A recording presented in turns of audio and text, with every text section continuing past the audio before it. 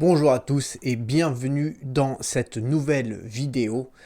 Un très gros item va sortir en décembre, la Precious Collector Box, qui en plus d'être extrêmement classe, contiendra la Pikachu promo, la numéro 323 de Sword and Shield, probablement la dernière carte de ce bloc. Ce genre d'item est très généralement uniquement accessible par le Pokémon Center ou le commander en ligne sur le Pokémon Center online et c'est limité à une box par personne. Même les professionnels et les magasins qui ont pignon sur rue, ils peuvent pas commander 50 box, c'est vraiment une par personne. La réservation de cette box était disponible en mai 2022 et malgré ça, tu vas pouvoir acheter sur eBay ou sur d'autres sites professionnels, tu vas trouver des gens qui vendent cette box en 10, 20, 50 exemplaires. Cette box en mai était donc disponible en précommande par le Pokémon Center et se vendait 17 000 yens et tu vas la trouver aujourd'hui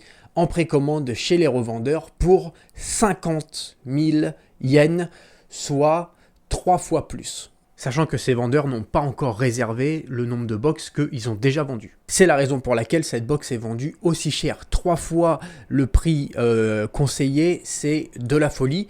Mais ce qui se passe, c'est que les revendeurs ne savent pas à quel prix ils vont pouvoir toucher leur box à la sortie. Pas du coup, ils mettent x3 au niveau du prix, histoire d'être à peu près peinard.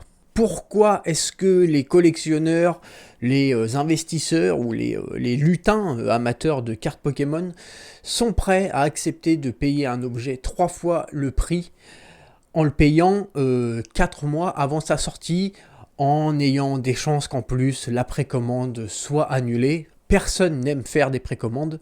Pourquoi est-ce que les gens acceptent ça? On va devoir parler du dilemme du prisonnier. On verra également en fin de vidéo ce que je pense de l'évolution du prix de cette box avant sa sortie et est-ce que réellement ça vaut le coup là de la précommander maintenant en payant 3 fois le prix pour espérer la recevoir fin décembre voire début janvier 2023. Le dilemme du prisonnier fait partie d'un grand ensemble de théories qu'on appelle la théorie des jeux qui a été créée en 1950. Ça s'appelle la théorie des jeux mais ça ne concerne pas que les jeux uniquement au sens jeu comme nous on l'entend, un jeu d'échecs, League of Legends, un jeu vidéo. Non, c'est jeu au sens global, au sens le game.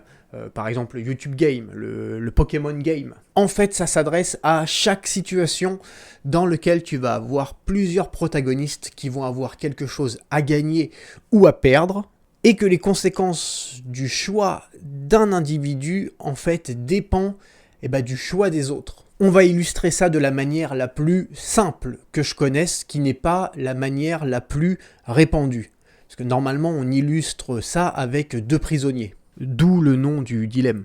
Le plus simple pour comprendre ce mécanisme, c'est le jeu télévisé anglophone à succès qui s'appelle Split or Steal. Pendant les premières phases de jeu, les participants répondent à toutes sortes de questions, ils engrangent de l'argent, ça nous intéresse pas. Arrive la finale. Les 2 finalistes se retrouvent en face à face à la table finale, on prend leur somme d'argent qu'ils ont respectivement gagnée et on les met en commun. Et là, les participants vont avoir 2 choix, split, partager, or steal, voler. It's time to play split or steal. Bien sûr, ils choisissent en même temps et en secret, donc personne ne connaît le choix de l'autre. Voici la règle, si les 2 participants ont choisi partager, split, et bien dans ce cas-là, chacun repart avec la moitié de la somme. Si un joueur a choisi voler alors que l'autre a choisi partager, celui qui a volé repart avec 100% des gains et l'autre repart avec rien. Mais si les 2 choisissent voler, personne ne gagne rien et tout le monde repart à la maison avec 0 €. Est-ce que tu mesures la complexité infernale qui est de faire ce choix ? En vérité, le mieux dans la situation globale, le mieux pour tout le monde, c'est que chacun partage. Et puis comme ça, on est sûr, et puis on a 50% tous les 2. Et c'est là qu'intervient le dilemme du prisonnier. Oui, parce que dans ta situation personnelle, le choix le plus rationnel que tu dois faire, mathématiquement, c'est de voler. On ne sait pas ce que l'autre va choisir. On ne sait pas s'il va voler ou s'il va partager. Par contre, ce qu'on sait, c'est que soit il va voler, soit il va partager. Si on choisit de partager, dans ce cas-là, soit la personne en face partage, et dans ces cas-là, on gagne 50%, soit la personne vole, et puis nous on a partagé, lui il a volé, donc on va rien gagner. Donc on a une chance sur deux de gagner la moitié, et on a une chance sur deux de rien gagner du tout. Mais si on vole, soit il partage, et puis là on gagne tout, soit il vole aussi, et puis là on gagne rien. Donc on a une chance sur deux de gagner 100%, et une chance sur deux de rien gagner. Donc il faut voler. Alors, juste entre parenthèses, c'est exactement ce mécanisme qui a mené à la guerre froide. On voulait pas faire une chaîne Pokémon, nous, à la base ? Si, on y vient tout de suite, mais juste histoire d'illustrer. Effectivement, faire la course à l'armement, ça n'intéresse ni l'URSS, ni les États-Unis. Sauf qu'ils se sont retrouvés exactement dans ce dilemme-là. Si on se place du point de vue des États-Unis, tu as deux choix. Soit tu fais la course à l'armement, soit tu la fais pas. Si tu la fais pas et que l'URSS ne la fait pas non plus, on est à peu près, ça se vaut niveau militaire et puis ça roule.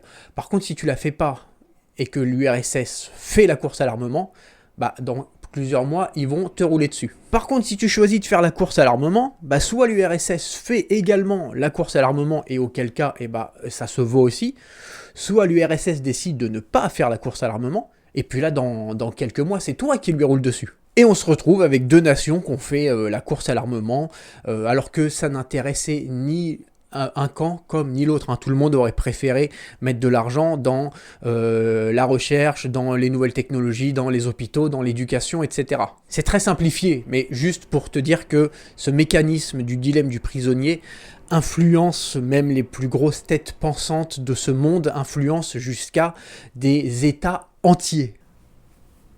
Et du coup, la Precious Box ? C'est exactement ce mécanisme qui est à l'œuvre. Tout comme pour les finalistes de Split or Steal, tout comme l'URSS ou les États-Unis, toi, quand tu te poses la question est-ce qu'il faut que tu précommandes ta box maintenant pour la payer 3 fois plus cher, etc., en fait, tu sais pas ce que va faire les autres. Et les autres, ça va être le marché Pokémon, on va dire les autres acheteurs. Si tu décides de précommander ta box maintenant, on va dire que tu es quand même à peu près sûr de recevoir ta box en décembre. Oui, parce que si tout le monde précommande également, de toute façon, toi, tu as déjà précommandé, donc en fait, tu vas te retrouver au même niveau que les autres. Et puis si toi, tu précommandes et puis que les gens ne précommandent pas, toi, tu es assuré d'avoir ta box. Par contre, si tu la précommandes pas, soit les autres ne la précommandent pas également, et donc c'est cool parce que tu vas pouvoir l'acheter à sa sortie et peut-être à un bien meilleur prix que maintenant. Par contre, si tu la précommandes pas, mais que eux, le marché, les autres acheteurs autour de toi, la précommandent, tu as une chance de ne pas en avoir. Et du coup, personne ne veut précommander, mais tout le monde précommande. Bon, qu'est-ce que je pense de cette box ? Je pense que c'est un produit assez exceptionnel.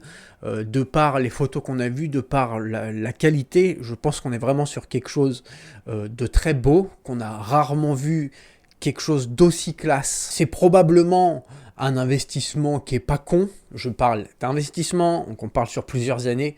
C'est pas la peine de dire 6 mois après, en mi-2023, non, ça a baissé un petit peu. On s'en fout. Si tu achètes cette box pour ce qui est de l'investissement, ça veut dire que tu regarderas son prix en 2025-2026. Pour ce qui est de l'évolution de son prix, il y a très peu de chances que avant sa sortie, le prix s'effondre. Je vois pas bien pourquoi. Les précommandes ne sont de toute façon plus disponibles depuis fin mai. Je crois que c'était entre mi-mai et fin mai ou juin qu'on pouvait précommander cette box. Donc de toute façon, les précommandes ont déjà été enregistrées et clôturées. La grande question, c'est qu'est-ce qui va se passer à la sortie ?